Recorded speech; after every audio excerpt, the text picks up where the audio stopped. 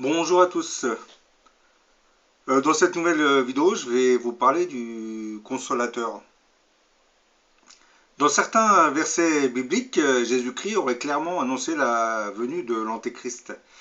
Et il est souvent appelé Paraclet ou consolateur. À travers ces versets, les musulmans disaient que le Christ ne faisait qu'annoncer en réalité l'arrivée du prophète Mahomet, quelques siècles plus tard.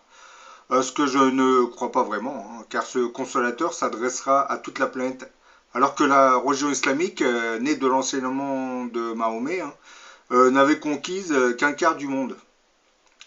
Concernant la venue de ce paraclet ou consolateur, hein, Jésus-Christ disait à ses disciples, Frères, la destinée de notre monde est si secrète, je vous le dis en vérité, qu'elle ne sera clairement connue que par un seul homme. C'est celui qu'attendent les nations, hein, à qui les secrets de Dieu sont si clairs que ceux qui écouteront ses paroles seront heureux quand il viendra dans le monde. Et dans le bref extrait que vous venez d'entendre, hein, on vous précise même le lieu où apparaîtra ce mystérieux grand monarque que la Bible surnomme l'Antéchrist, hein, alias le Consolateur. Hein. Lors de sa visite en France dans les années 80, le pape Jean-Paul II avait dit France, vieille France, félicite-toi de la réincarnation du Verbe dans ton pays. Ensuite, il avait dit à l'Europe, félicite-toi de la venue du Paraclet. Donc là, c'est très clair.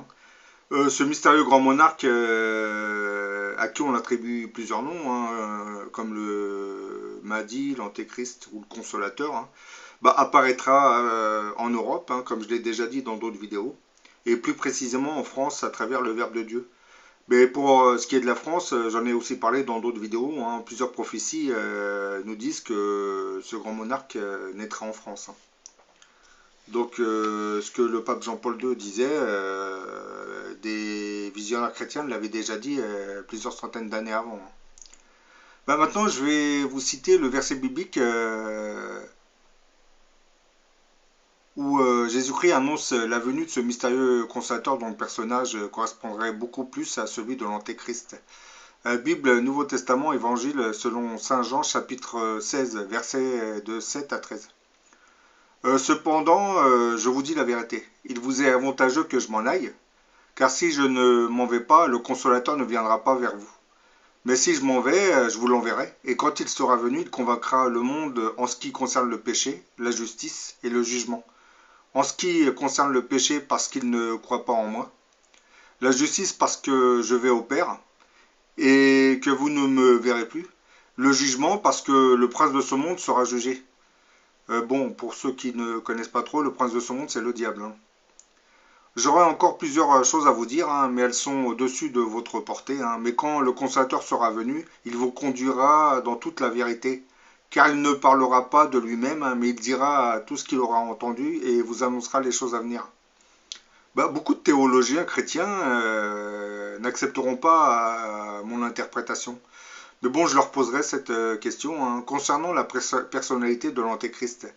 N'auriez-vous pas été trompé pendant plusieurs siècles? Vous lui attribuez une aura maléfique en sachant fort bien que son pouvoir immense lui sera donné par Dieu. Très belle contradiction de la part des religieux. Et c'est exactement la même chose pour les théologiens musulmans. Hein. Ils nous parlent d'un antéchrist cruel et maléfique qui s'emparera du monde en y installant l'abomination. Hein. Et avec un tel curriculum vitae, celui qui se présentera sous cette apparence de l'antéchrist ne pourra pas vraiment régner. Hein. Or, dans les desseins de Dieu, l'antéchrist sera amené à gouverner ce monde. Donc les religieux nous mettent en garde contre cet antéchrist alors que Dieu nous l'imposera.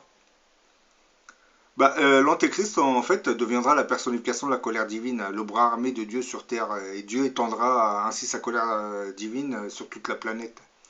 Les religieux auront beau critiquer l'avènement de cet antéchrist, hein, mais comme il sera intégré dans le programme de Dieu, logiquement il apparaîtra au grand jour, hein, malgré les mises en garde que nous ont envoyées les religieux.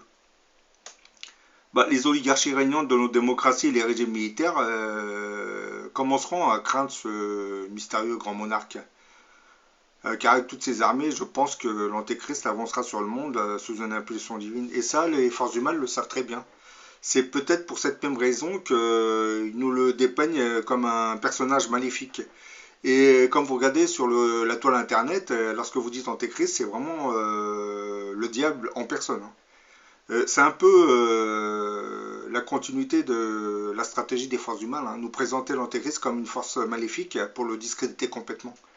Puisque, comme je l'ai expliqué dans cette vidéo, si cet antéchrist correspond au fameux grand monarque, qui lui-même correspondrait au Mahdi des musulmans, ou à l'avatar des bouddhistes, voire au consolateur dont parle Jésus-Christ, je pense que il apparaîtra au grand jour logiquement, malgré son curriculum vidé. Et je pense que cet antéchrist prendra finalement le pouvoir sur ce monde, hein, tout en sachant que les forces du mal auront tout fait pour essayer de le discréditer. Donc je vous le dis encore une fois, ce que nous faisons de l'antéchrist est un peu faux. Parce que cet antéchrist, c'est bien de nous le présenter comme un être maléfique, mais nous n'oublions pas une chose, hein. Une telle puissance ne peut se manifester que sur l'ordre du créateur des mondes. Et ça, le diable le sait très bien. Donc, comme le diable est prince de ce monde, il sait très bien que cet antéchrist va mettre ce monde, du moins, va ruiner ce règne démoniaque. Donc, pour l'empêcher de commencer sa mission, bah, le diable fera tout. Et comme je l'ai dit dans d'autres vidéos, s'il devait apparaître en France, bah, la première force qui l'empêchera d'agir, je pense que ça viendra au niveau des autorités gouvernementales, c'est-à-dire plus précisément l'oligarchie régnante en France, hein. Je pense que c'est elle qui sera la première à le freiner, et c'est écrit, hein, dans la Bible, hein. Pour que l'antéchrist apparaisse, il faut que celui qui l'empêche d'apparaître disparaisse. Donc, si ce mystérieux grand monarque qu'on appelle l'antéchrist apparaît en France et qu'il ne puisse pas se manifester, ben, il faut se dire une chose, c'est que une guerre civile se déclenchera automatiquement avec des événements climatiques catastrophiques pour le pays. Et le gouvernement n'aura pas d'autre solution, puisqu'il sera mis au pied du mur, hein. Il n'aura pas d'autre solution que de laisser ce personnage se présenter à la planète. Puisque si l'oligarchie française empêche ce personnage de se manifester, c'est qu'il ne représente pas vraiment le mal, hein. Parce que le mal, c'est l'oligarchie qui le reflète. Les oligarchies n'ont pas les mêmes desseins que les peuples, vous le savez plus ou moins. Ils regardent leur propre intérêt, c'est-à-dire gagner de plus en plus d'argent sur votre exploitation. Et pour cela, bah, ils sont prêts à faire beaucoup de choses, hein, en commençant par déformer la vérité, hein, vous dire des mensonges, exploiter des faits divers insignifiants pour que vous ne pensiez pas à cette crise économique, hein. Mais bon. Donc là, je vous ai fait cette vidéo pour vous dire que, bon, je pense que le consolateur dont parle Jésus-Christ sera en fait l'antéchrist. Ce qui pour beaucoup de théologiens va être choquant, hein, mais bon, je pense que cet antéchrist, qui veut dire antérieur au Christ, ne sera pas aussi maléfique que ça, c'est-à-dire maléfique. Bah, pour libérer les peuples, il faudra bien qu'il avance avec des armées, donc il faudra bien qu'il fasse la guerre. Là, c'est un peu, voilà, c'est comme les évacants en 40. Pour mettre un terme au nazisme, il fallait bien qu'ils envoient leur armée, hein, pour écraser le nazisme. Là, on peut rien faire, hein. Ça sera dans le futur des guerres, hein. Et ces guerres ne seront pas là pour imposer un dictat, mais pour libérer les peuples, hein. Puisque, comme je l'ai expliqué, l'avènement de l'antéchrist, c'est l'un des signes annonciateurs de la fin de notre monde. Donc, lorsqu'il va apparaître, même s'il arrive à sauver beaucoup de peuples, je pense que notre monde sera condamné. Puisque l'antéchrist arrive, l'apocalypse se déclenchera automatiquement. Et le Christ ne viendra qu'après l'apocalypse.